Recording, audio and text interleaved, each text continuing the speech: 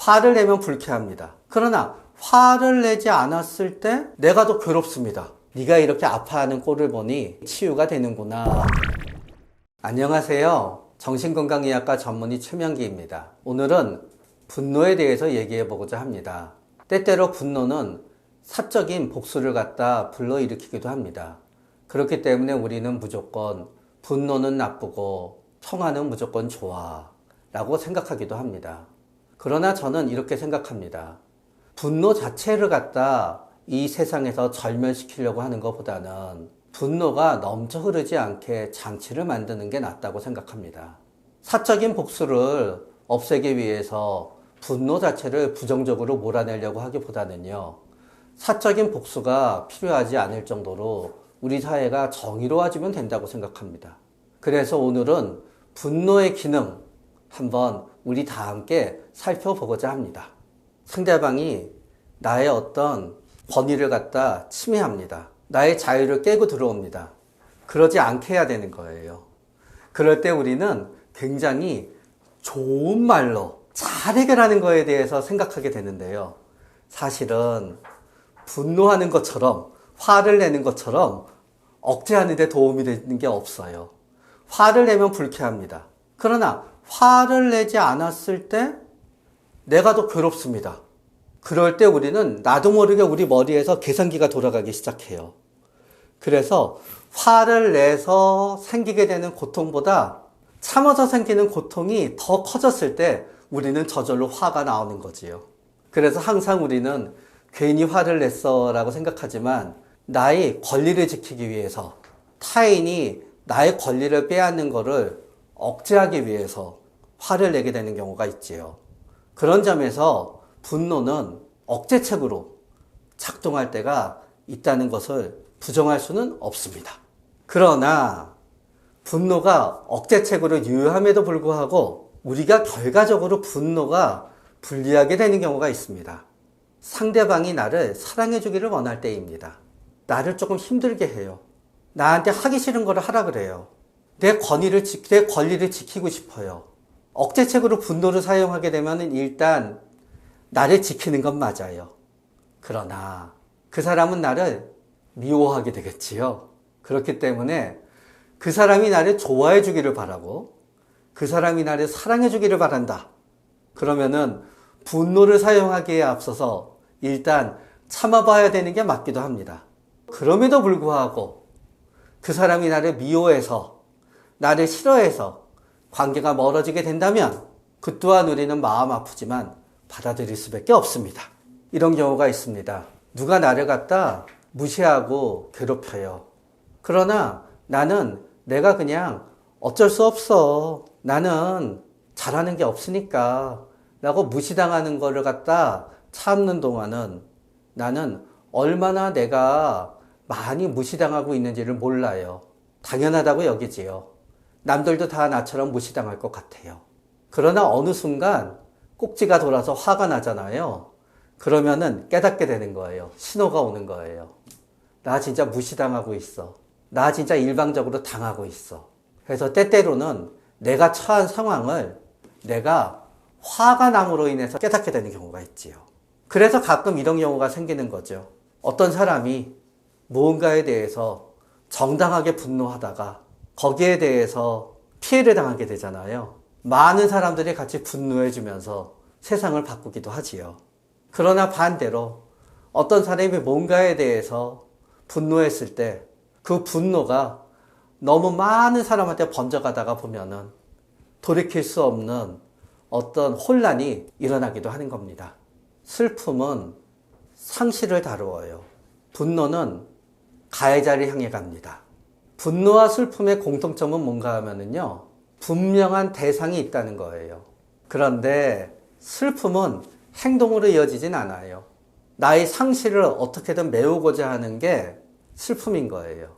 분노는 나의 상처를 메우는 게 아닌 이 상처를 만든 이한테 응징을 해서 뭔가 균형을 잡고자 하는 게 분노의 차이가 됩니다. 슬픔은 이 일로 인한 나의 상실을 복구하고자 노력하게 되고요. 분노는 이 일로 인한 피해에 대해서 누군가에게 책임을 묻는 행동으로 나가게 됩니다. 분노와 슬픔이 교차가 돼서 일어나기도 합니다. 왜냐하면은 슬픔이 상실을 메우지 못하다 보면은 차라리 피해에 대해서 책임을 물어야 되겠다라고 분노가 일어나고요. 분노했는데 제대로 책임을 갖다 지게 못하잖아요. 그럼 또 슬픔으로 돌아옵니다.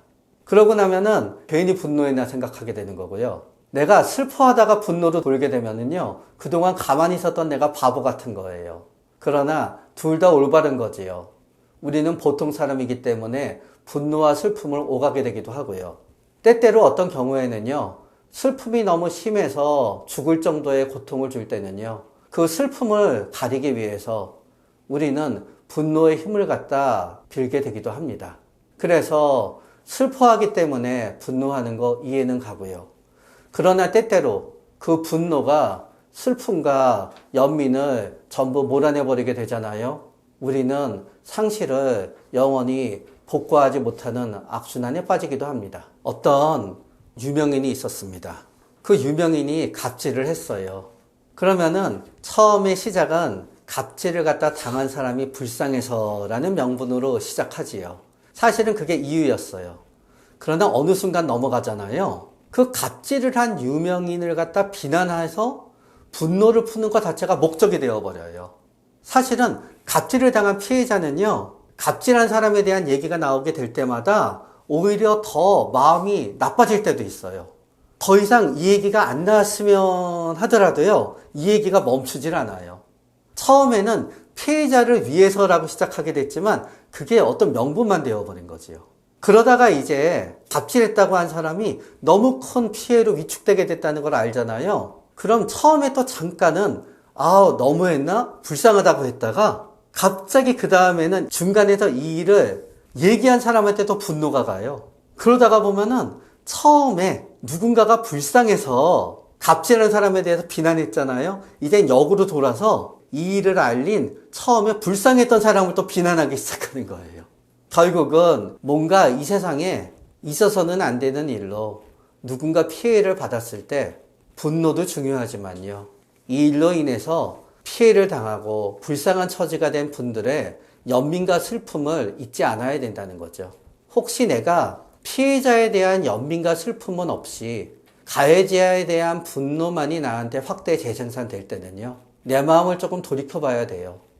내가 진짜 피해자가 불쌍해서 이러는 건지, 아니면 내가 분노한다는 것 자체에 재미가 있어서 이러는 건지, 내 순수한 마음이 뭔지를 돌이켜봐야 될 때도 있다고 생각됩니다. 지위피해 하니까 굉장히 어려운 말인 것 같아요. 영어로는 스테이투스 인저리라 그럽니다. 한마디로 말하면 우리가 무시당했어, 나 체면에 기스 났어 하는 게 지위피해인 거예요. 그래서 지위피해가 발생하잖아요. 우리는 원래 있는 지위를 복귀시키고 싶어요. 그래서 사과를 받아내려 그러지요. 여러분, 사과하잖아요. 그럼 보통 생각하는 게 뭡니까?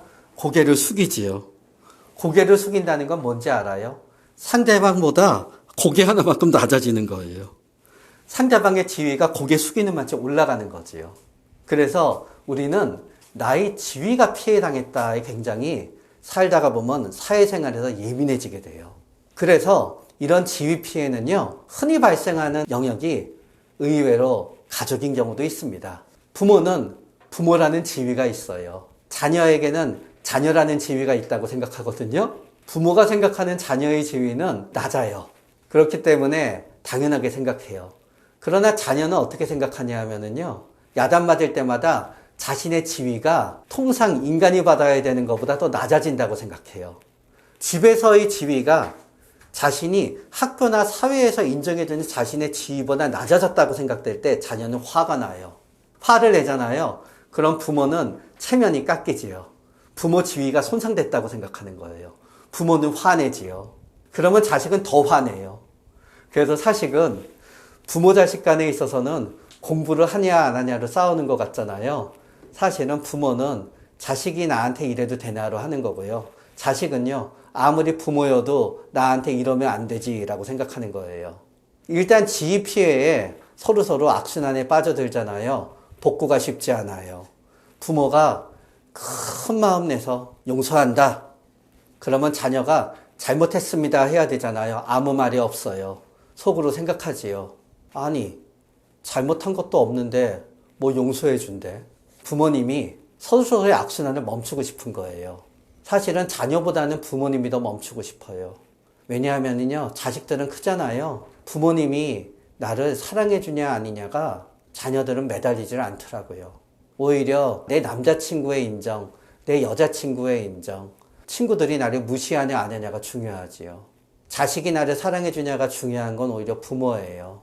부모님들은 자녀보다 빨리 이 지위 피해를 복구하고 싶어져요. 그래서 스마트폰 많이 한다고 뺏어도 꼭 돌려주게 되시지요. 결국은 져요. 그럴 때 부모님들 널 용서해 줄게 하는 것보다 좋은 건요, 아무 말도 하고 없던 일로 하는 게 지위 피해를 복구하는 데는 더 나은 것 같아요. 가족 간에는 그래도 아는 사람이잖아요. 사랑받고 싶고. 그렇기 때문에 지위 피해가 일어나서 분노가 일어나더라도 어떻게 해결이 돼요. 그런데 직장이나 사회생활은 그게 아니거든요. 그리고 오히려 우리가 직장이나 사회생활을 하잖아요. 그래도 나는 쟤보다 잘났어가 굉장히 중요해요. 그러다가 보니까 한번 당하게 되잖아요. 굉장히 화가 나고 짜증이 나요. 그런데 이게 내가 화가 나고 짜증이 나고 창피하면은 아무것도 못 하거든요. 그러다가 보니까 우리는 무력감에 빠져요. 그 무력감에서 벗어나기 위해서는 뭔가 해야 되거든요. 그때 분노가 일어나게 되는 거예요. 그러면은 나는 미래를 바라보게 되는 거지요. 어떤 의미에서. 그래서 많은 일들이 발생하는데요, 여러분. 이게 많은 부분에 있어서 나한테는 굉장히 중요한데요. 친구한테 이 얘기 하잖아요. 친구들이 겉으로는 진지하게 들어요. 그러나 친구들이 얘기할 때 여러분 듣고 있잖아요. 딱 시트콤 같을 거예요. 시트콤 같은 코미디를 보잖아요. 대부분의 주제가 이 지위 피해예요. 그래서 사람들이 얘기해요. 사회생활에서의 지위 피해 영역은 코미디가 다루는 영역이랑 거의 일치한다고. 이 지위 피해에서 벗어나는 방법은 두 개가 있지요.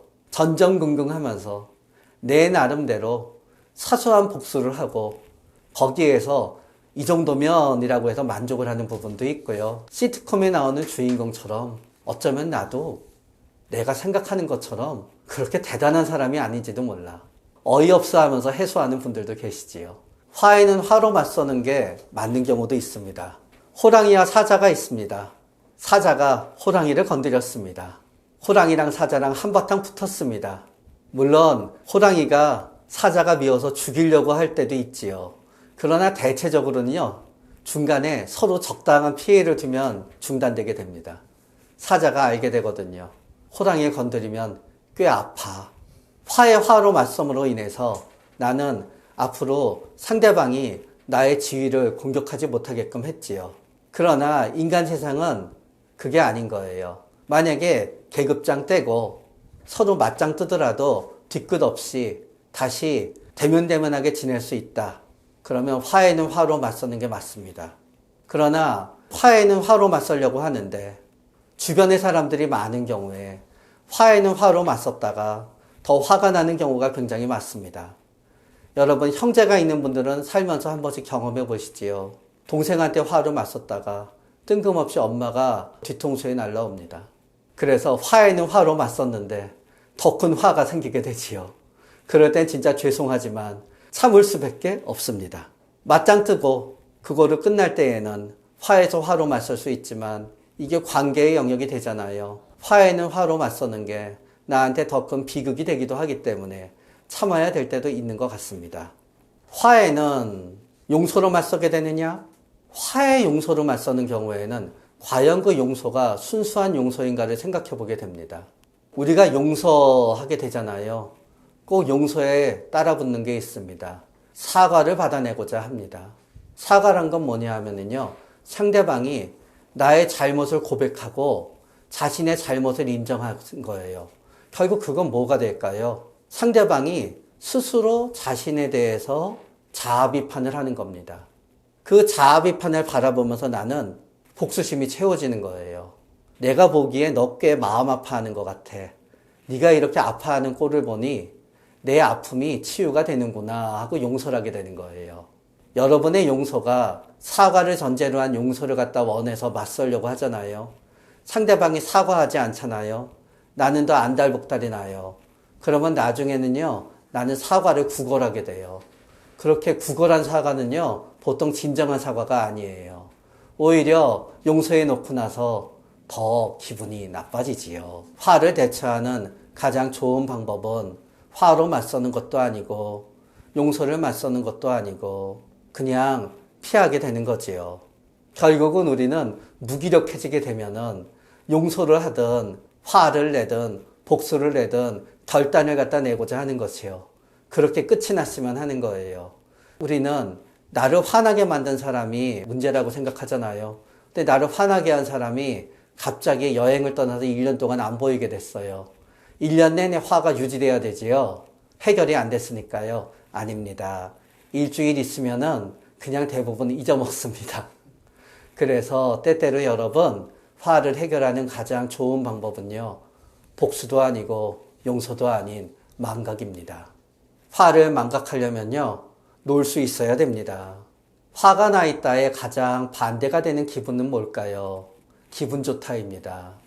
여러분, 기분 좋을 때 대부분 뭐 하고 있나요? 놀고 있습니다.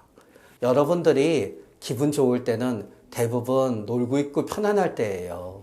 놀고 있고 편안할 수 없기 때문에 우리는 내가 빨리 화를 내서 끝장을 낸 후에 놀 수 있는 편안한 상태로 돌아가야지 해서 우리는 화를 내요. 그런데 화를 내고 상대방이 깨갱하고 끝이 나면 좋은데요. 상대방도 나를 화나게 만들 정도의 공격력이 있는 사람은요, 내가 화를 냈다 그래서 깨갱하고 끝나지가 않아요. 우리는 싸움이 일어나고 큰 전쟁이 일어나잖아요. 우리는 전쟁을 승자가 끝냈다고 생각해요. 전쟁을 끝내는 건요, 승자가 아니라 사실 패자예요. 더 이상 이 승부를 이어갔다간 절멸의 위기에 있다 생각하고요, 항복하면서 전쟁이 끝나게 되는 거지요, 여러분. 내가 아직도 이 싸움을 끝낼 수 있는 나한테 선택의 초이스가 있을 때 완전한 복수와 완전히 상대방을 패배 상태로 상대방을 몰아넣는 게 불가능하다라고 느껴지게 될 때는요, 굉장히 슬프지만 내가 전쟁을 끝낼 수밖에 없을 때가 있습니다.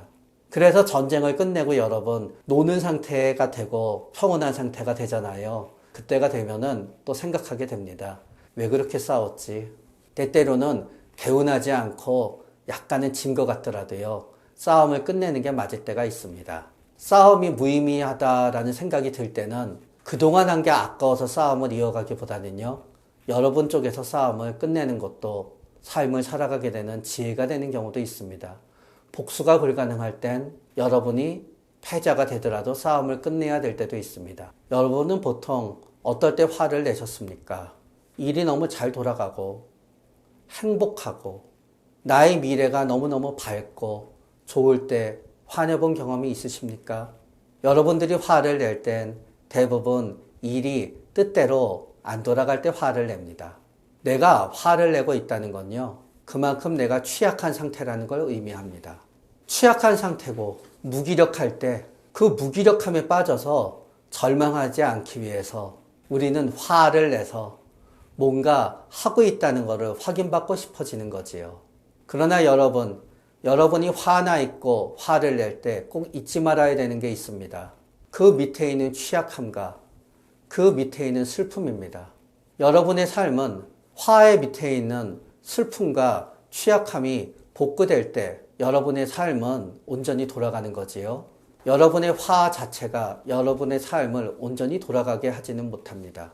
여러분이 화를 안 내는 길은 이번에 화를 내서 이번에 전쟁에서 이어서 끝을 내는 게 아니라요, 여러분이 화를 낼 수밖에 없었던 취약함을 여러분이 복구해서 취약함이 없어지게 될 때 여러분은 화에서 자유로워지게 됩니다. 화 자체를 어떻게 다룰까에 대해서 고민하는 것보다는 화의 원인이 되는 취약함 자체를 여러분의 삶에서 없애기 위해서 근본적으로 노력하십시오.